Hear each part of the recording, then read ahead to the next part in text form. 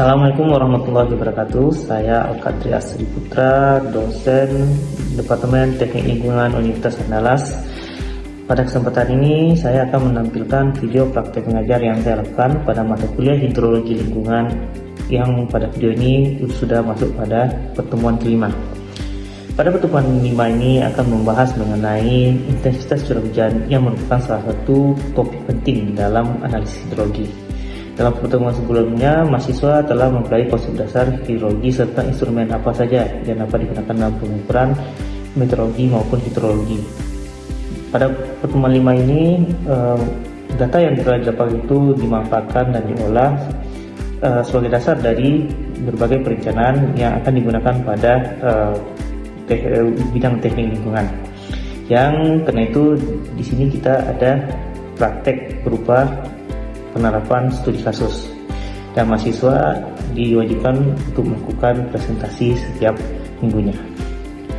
Materi mengenai intensitas hujan sangat penting karena memberikan gambaran mengenai laju turunnya hujan dalam periode tertentu, dan pemahaman konsep ini menjadi dasar dalam berbagai aplikasi seperti perancangan drainase, pengendalian limpasan permukaan, analisis hidrologi untuk mendukung pengelolaan sumber daya air, serta kebutuhan untuk melihat kebutuhan air minum dalam satu kawasan.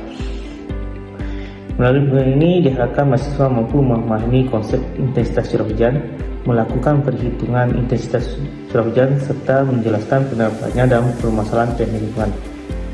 Sebagai informasi, materi ini adalah bagian dari CPNK atau Capai Pembelajaran Mata Kuliah nomor 3 yang menekankan pada kemampuan mahasiswa dalam menganalisis dan mengolah data curah hujan beserta penerapan lingkungan.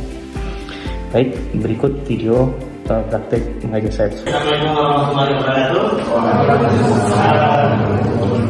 Oke, pada kesempatan ini kita akan lanjutkan mata kuliah hidrologi pemerintah, dan kita sebelum masuk ke materi berikutnya, kemarin kita sudah melakukan diskusi atau sudah membahas tentang perancangan hujan ya. Jadi sudah ada yang menyelesaikan tugas satunya ini. Kelompok berapa ya Mbak? Oke, silakan kelompok 1 untuk mempresentasikan bahan yang sudah kita pelajari kemarin. Oke, silakan. Assalamualaikum warahmatullahi wabarakatuh. Dan kami dari kelompok 1 akan menyampaikan hasil diskusi kami mengenai rencana dan periode ulang. Di sini saya akan berbicara tentang dua hujan dan periode materi. Saya materi dengan 20 dari materi. Saya berperan dengan 20 Saya telah menuliskan kemarin dengan 25 Langkah pertama kita masukkan metode lain untuk mengetahui organisasi ini. Nah, yang pertama itu setelah kita dapatkan dari tabel sebelumnya itu nilai nilai B-nya, maka dilakukan rumus untuk mencari standar deviasi, kemudian skewness, variasi dan prosesnya dengan rumus. Untuk standar deviasi itu akar dari sigma x kurang x rata-rata data dibagi x kurang 1.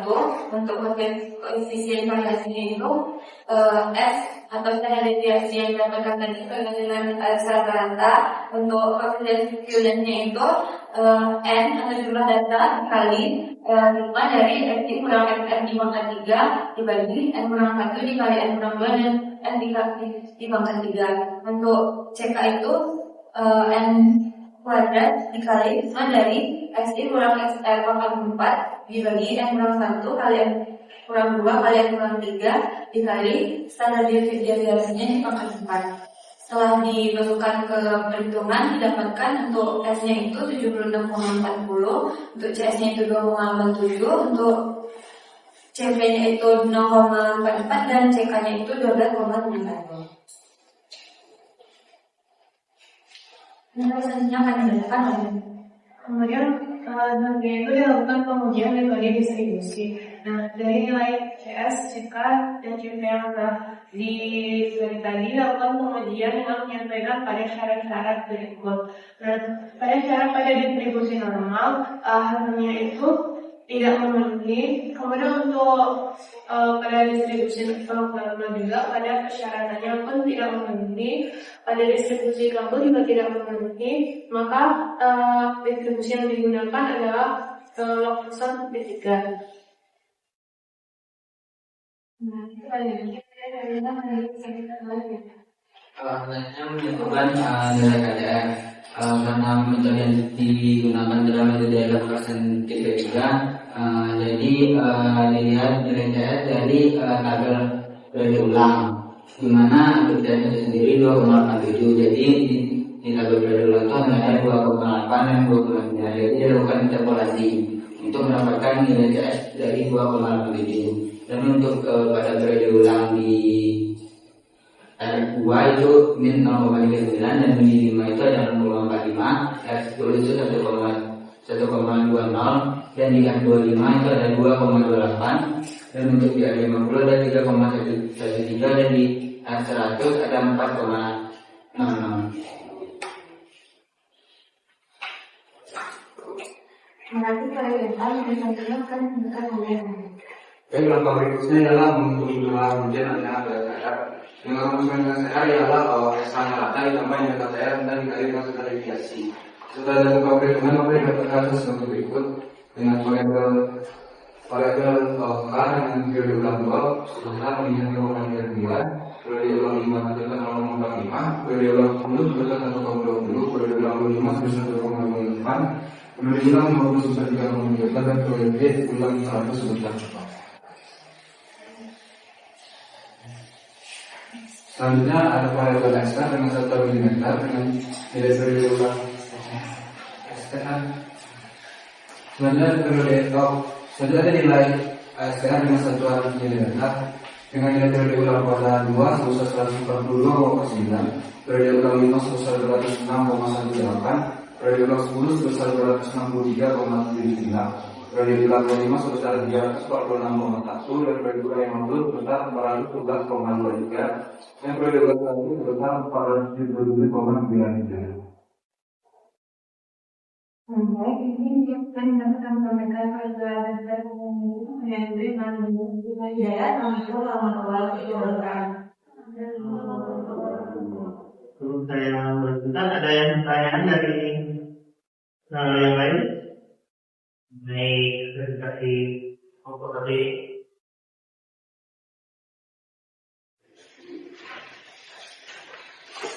Dan tidak ada, kita masih kasih masukan sedikit ya, kasih koreksi sedikit. Kalau tidak, kita gunakan log besar ya. Kalau log itu berarti yang di X-nya dilogkan dulu. Ini kayaknya lupa melogkan. Oke, karena kalau terakhir hasilnya itu log X rata-rata ya, di tambah yang ada dari S-log. Ini langsung saja, coba diklik lagi terusnya. Karena kalau di log itu biasanya nanti ada anti-lognya. Oke, jadi ini langkahnya sudah cukup baik. Jadi kalau sebenarnya dalam perhitungan, kalau tulasnya mungkin ada yang bisa coba seluruh metode dulu. Ini karena ini tugas kasus, kita awalnya kita coba dulu mana yang paling cocok, yang di CS, CP dan sebagainya. Lalu kita lakukan perhitungannya. Jadi saya kasih tugas ini, karena kalau tugas kasus boleh pakai Excel ya. Nah ini tugas kasus ya nggak apa-apa pakai Excel dan caranya itu lebih cepat, datanya mungkin langsung kelihatan seperti ini. Sebelum lain ada yang beda?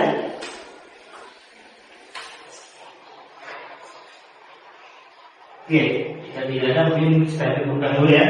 Terima kasih untuk penutup yang untuk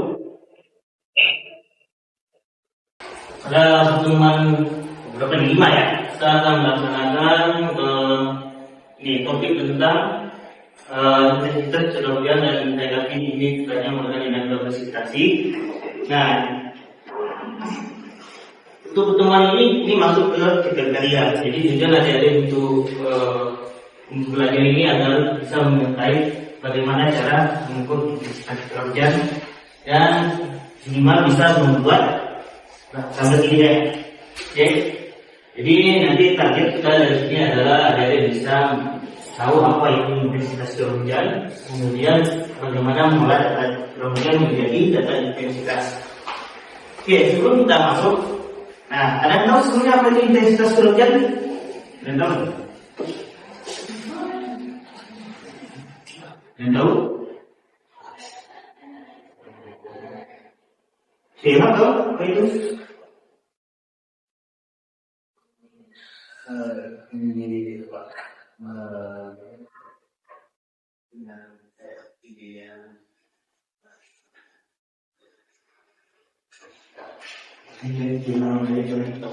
Oke, tinggian genangan air per hektar. Oke, yang lain bagaimana? Dari sini ada tahu apa itu intensitas curah hujan? Jumlah hujan yang turun pada suatu hari. Oke, jumlah hujan yang turun pada suatu hari. Oke, yang lain bagaimana? Dari sini?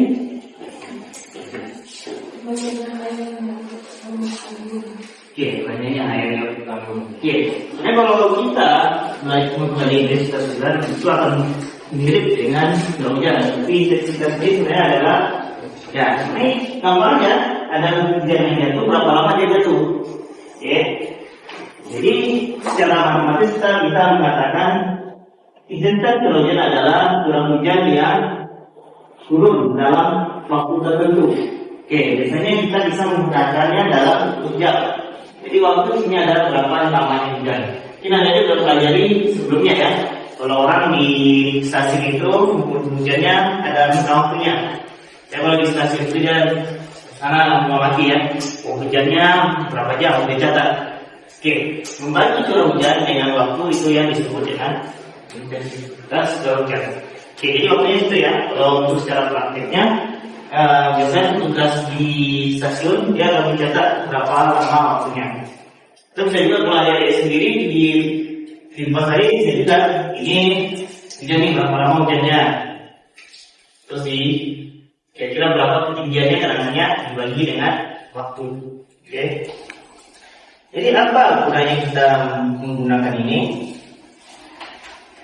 Oke, biasanya semakin intens curah hujan maka biasanya beban dari debit itu makin tinggi. Ya ini masuk akal ya. Misalnya nih kalau ada hujan lebat, tidak boleh terjadi selama 2 hari apa terjadi? Banjir ya. Itu adalah contoh perhitungan intensitas curah hujan. Oke, sebenarnya untuk di teknis, bagaimana aplikasinya? Biasanya kita gunakan intensitas curah hujan ini untuk mengukur bersama dengan memperkirakan debit rancangan yang akan kita gunakan. Misalnya kita mau bangun apa? Drainase, mau bangun pengolahan air, gitu ya. Sumber air itu bisa dihitung dengan intensitas ini. Nah, tadi saya sudah singgung sedikit mengenai tabel atau grafik intensitas duration frekuensi atau IF. Jadi secara teknis ini gambarnya perbandingan antara intensitas dengan waktu. Jadi waktu di sini apa kita bisa gunakan adalah waktu berapa lama durasinya. Ya, bisa kita hitung dalam bentuk harian, jam, atau bisa juga mingguan. Ya.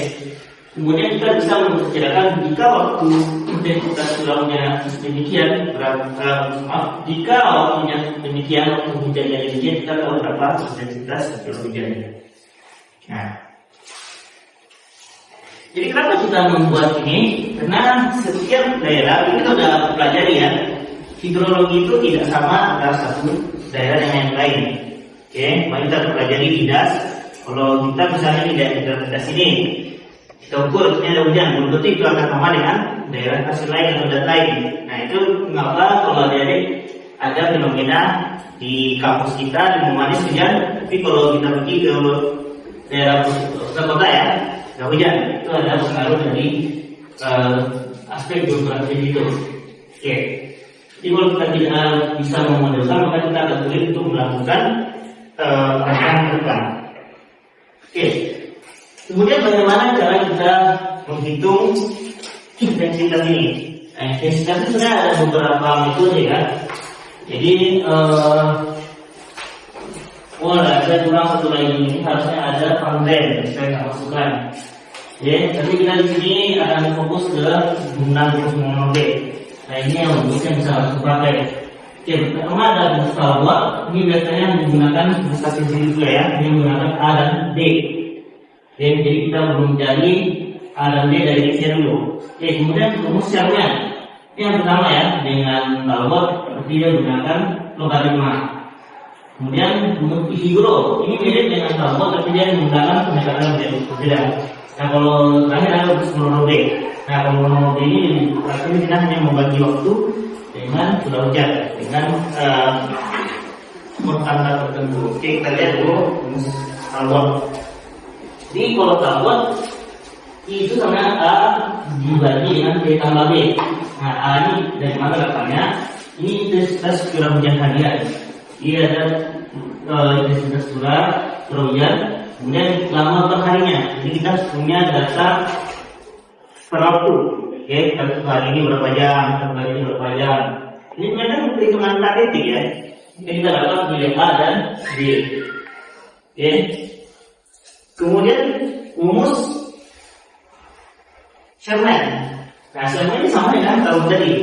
A dibagi dengan B pangkat F. A-nya ini justru dilogaritmakan. Oke. Log I, sigma log I dikali sigma log T kuadrat dikurang sigma log T log I kali log D dan seterusnya. Oke, ini pun ya di log tadi. Oke. Nah ini biasanya kita menentukan data yang cukup akurat. Rumus Pythagore. Nah Pythagore juga pendekatannya hampir sama, tapi di sini T-nya adalah akar T. Jadi masing-masing punya ini ya, punya pendapat. Ya, ini biasanya beliau menggunakan pendekatan statistik. Satu lagi yang tidak saya masukkan di sini ada rumus Pamren. Nah, menariknya Pamren itu sendiri itu digunakan di Indonesia. Karena Pamren itu sendiri dia punya mencatat curah hujan yang ada di Batavia. Oke, jadi kalau ada yang boleh cari, nanti Pamren itu dia membuat kanal-kanal di kota Jakarta. Kalau saya tidak salah ya, silahkan dicek nanti. Oke, terakhir kita gunakan ini ya, yang paling mudah digunakan itu adalah persamaan monobe. Oke, di sini monobe gunakan I sama dengan R24. Jadi curah hujan dalam 24 jam dibagi dengan 24. Ya 24 itu bagi per harinya ya. Kemudian 24 dibagi T.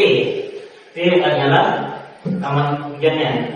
Nah, sebenarnya T ini kita bisa asumsikan aja misalnya hujannya 8 hari, 8 jam. Kemudian berarti 24 bagi 8 jam misalnya gitu ya. Dibagi dengan dipangkatkan 2/3. Oke, kita kasih contoh soal. Oke, misalnya ada periode curah hujan untuk yang 5 atau 5 tahun 68, R10 atau 10 tahun 62, kemudian R5 atau 50 ya 50 atau 10 mm, dan kita gunakan T-nya secara total ya. Sebenarnya bisa juga kita gunakan T-nya tuh full 1 sampai 24 jam. Oke, makin banyak T-nya, jadinya T-nya bisa akan grafiknya akan semakin bagus. Oke, dua lagi kita coba T-nya 5 jam, 10 jam dan 20. Jadi kita tinggal masukkan ke rumus Pythagore-nya seperti ini. Oke, ini untuk periode ulang 5 tahun. Oke, 58 bagi 24 dari 24 ke 5 angkat 2/3. Dan didapatkan hasilnya 6,87. Kemudian kita coba terus 10 jam, 58 per 24, 24 per 10 pangkat 2/3, hasilnya 4,33 dan kita dapatkan 20. Kemudian kita buatkan tabelnya seperti ini. Oke, sampai di sini ada pertanyaan? Nah, kita kan 5 jam ya. Nah, kita coba lagi untuk 10 jam. Ya, 20 jam. Oke, kalau ada yang melakukan tugas kasus yang tinggal masukkan ini ya, formula saja ya, kemudian diterapkan ke bawah. Tapi kalau untuk ujian, karena kita yang manual, jangan lupa untuk masukkan rumus ini. Oke, nah setelah kita dapatkan, lalu kita plotkan. Nah ini saya bilang ya, kalau makin kita bikin grafiknya, ya hujannya semakin atas, dan grafiknya akan semakin halus. Oke, dan biasanya ini dibagi nanti PDF ini dibagi dengan periode ulangnya. Oke, makin banyak tadi periode ulangnya, biasanya PDF-nya akan semakin komplit. Oke, jadi yang kedua itu kelima itu untuk periode yang mana? Periode ulang 5 tahun. Kemudian ada S10 periode ulang 10 tahun dan R50 itu 50 tahun. Nah, gunanya apa nanti? Nah, karena ada penyampai kita butuhkan densitas curah hujan. Kalau rancangannya 10 tahun, kira-kira berapa densitasnya dalam waktu 10 jam? Sudah, urutannya 10 jam, 10, dari mana tuh? 4 ya. Jadi ini untuk mempermudah kita nanti mengolah datanya. Oke. Kemudian untuk tugas kasus, kemarin sudah sampai ya ke pengukuran atau perhitungan hujan rancangan. Oke, ada hasilnya ya. Nah itu langsung dimasukkan ke rumus intensitas. Oke, dan ini karena kerjanya pakai Excel, ya saya sarankan untuk durasi hujannya pakai 1 jam per 1 jam. 1 jam, 2 jam, 3 jam, sampai 24 jam. Nanti ketika diplotnya akan lebih bagus. Oke, nomisnya ada pertanyaan?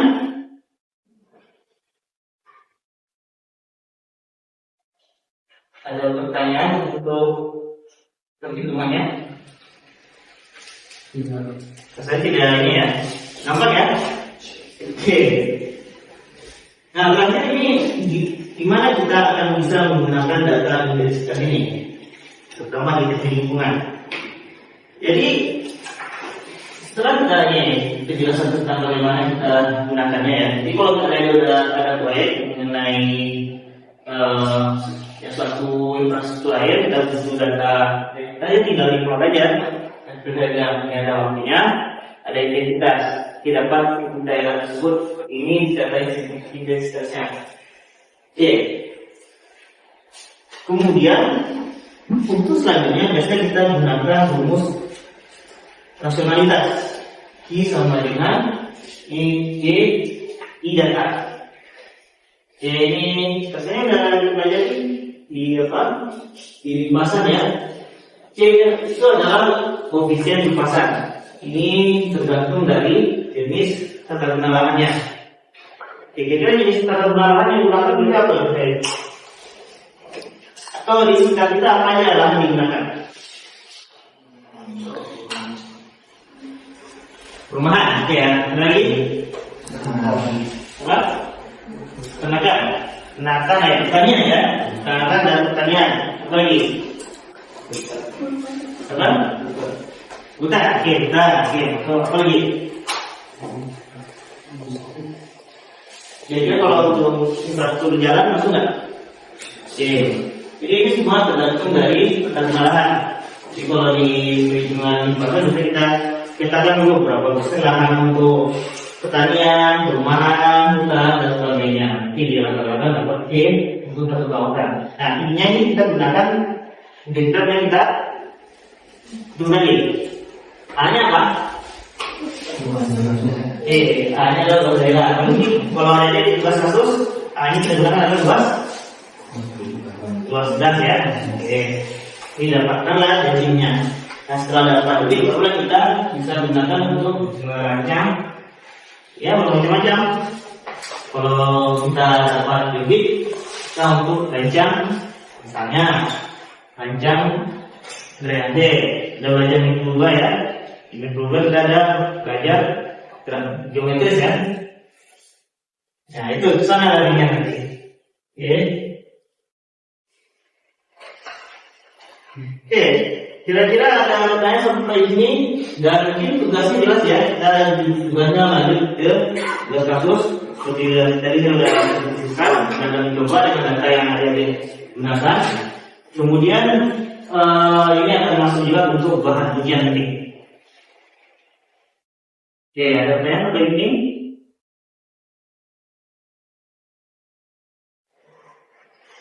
Oke, bisa dilihat mungkin cukupkan ya. Saya akan coba ambil absen dulu yang disebutkan namanya, mohon angkat tangannya. Oke, Alfa Ugarit. Oke, ikut Alfa Aditya. Soalnya tolong di yang dulu. Alfa Aditya, oke. Kenta dan Permana. Oke. Faktor Rahman Nabi. Muhammad Fadil.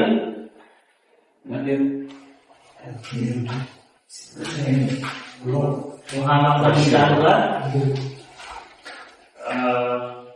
Fahreda, Fani Noviola, Ari Yosidiandi, Putri Anika Nyanyu Ragatul, Walmidi, Aisyah Jati, Alfi Maulana, Azril Antonius. Baik. Masih ada pertanyaan untuk kuliah kita hari ini? Jika tidak ada, saya cukupkan kuliah kita hari ini dan kita akan masuk berikutnya ke kuliah berikutnya ya. Ini presentasi akhir dari tugas kasus. Jadi mohon dipersiapkannya dan tugasnya nanti saya kirimkan link untuk pengumpulannya. Jika tidak ada lagi, saya cukupkan sampai sini. Terima kasih atas kehadirannya. Assalamualaikum warahmatullahi wabarakatuh.